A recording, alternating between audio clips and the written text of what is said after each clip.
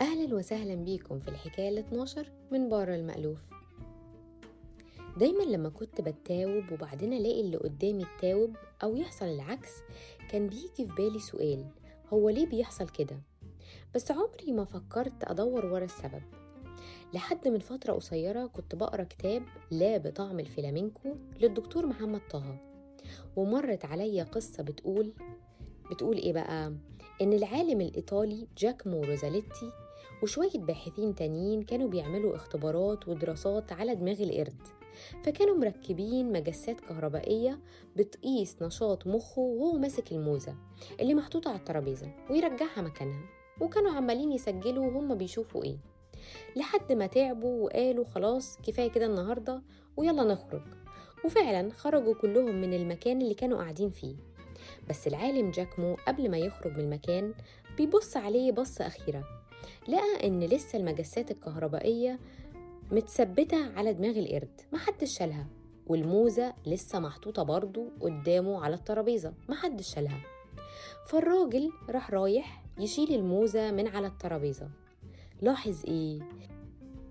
لاحظ إن الخلايا العصبية في دماغ القرد المسؤولة عن الحركة بتعكس نفس حركة إيد العالم وهو بيشيل الموزة، رغم إن القرد ما تحركش خالص وكان ثابت بس بيراقب الراجل. وكانت النتيجة إنه اكتشف ما يسمى بالخلايا العصبية المرآتية، إن لما القرد بيشوف حركة شخص ما بيتعامل مخه معاها كأنه هو صاحب الحركة. monkey see monkey do، وهو ده نفسه اللي بيحصل في مخ الإنسان.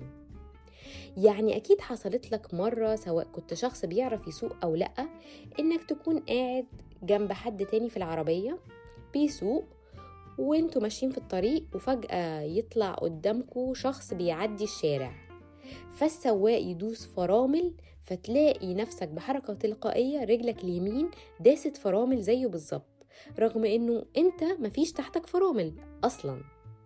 او يصادف ان اخوك يخبط كتفه بالغلط في باب الأوضة، فتلاقي نفسك بشكل تلقائي مسكت كتفك انت كمان وبتتعاطف معاه وبتتوجع زيه. مش بس كده، الخلايا العصبية المرآتية هي اللي بتخلينا نحس بالاشمئزاز لما صاحبك يدوق أكل وحش، فتعمل نفس رياكشن وشه اللي هو عمله لما داق الأكل ده، وتحس نفس إحساسه رغم إنه أنت لا دقت الأكل ولا عارف طعمه إيه.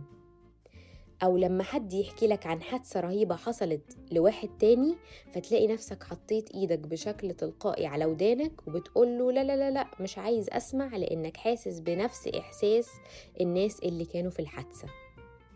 الخلايا العصبية المرآتية هي اللي بتخليك تحس بحزن صاحبك فتتفاعل معاه، وده بيسمى المواجدة والتعاطف.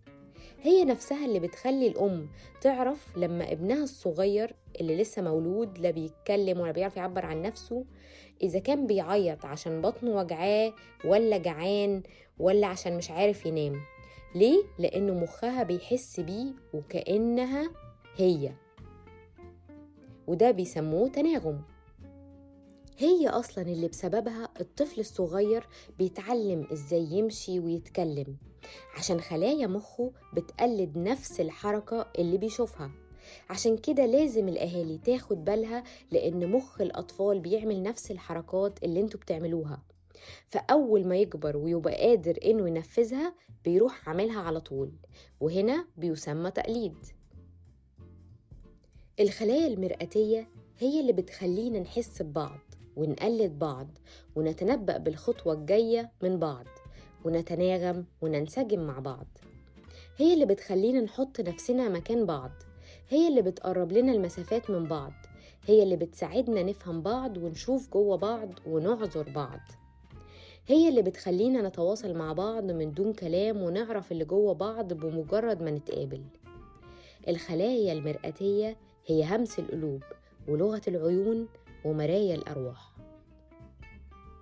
علميا يقال إن كل ما زاد عدد الخلايا المرآتية في مخك، كل ما إحساسك بالناس بقى أكبر، وكل ما علاقتك بيهم بقت أقوى. عشان كده الناس اللي بيطلق عليهم المتعاطفين عندهم أكبر عدد من الخلايا دي.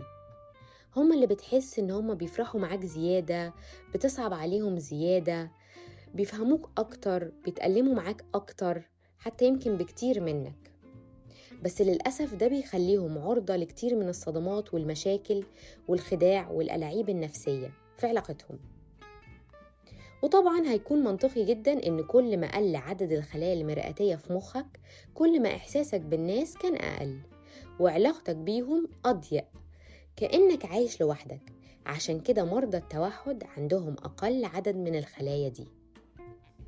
ومع نهاية الحكاية عايزاكم تقولولي، هل حصل معاكم أي موقف من المواقف اللي قلتها أو حتى غيرها تأكد الحقيقة العلمية بتاعت الخلايا العصبية المرئتية ولا لأ؟